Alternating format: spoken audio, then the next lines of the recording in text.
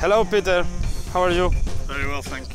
Muy bien. Muy bien, muy bien. Español. Tú hablas bien español. Sí. Nos han comentado, nos han dicho que eres el socio más antiguo del club. Sí, sí, sí. ¿En qué año viniste tú aquí a España? 87. 87. ¿Y por qué IFACH?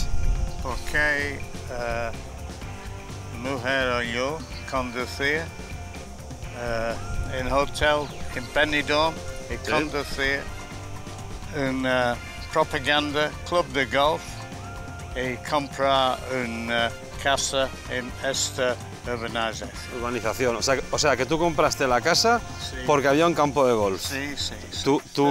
Campo de golf. Tu vida en España ya giraba sí, a un campo de golf. Porque yo, capitano y presidente del mi club en Inglaterra. Muy bien, presidente de tu club en Inglaterra. Okay. Golf es más importante para mí.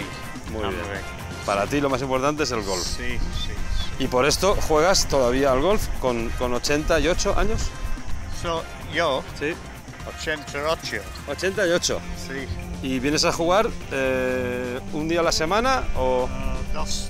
Dos días a la semana. Martes y viernes con una sociedad del Coffin Dodgers. El Coffin Dodgers. Coffin Dodgers. Okay. Los ancianos del club. Muy bien, más muy bien. de 70 años. O sea, mayores de 70 años jugáis los martes y los jueves. Sí. Muy bien. Vamos a ver si nos deleitas con otro golpe al hoyo 3. ¿Esto? Venga, va. Vamos a ver tu pat. Yeah. Tell me when you're ready.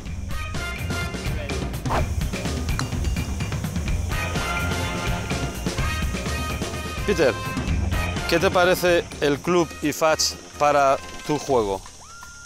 Oh, nice shot. Buen golpe. There you go, you see.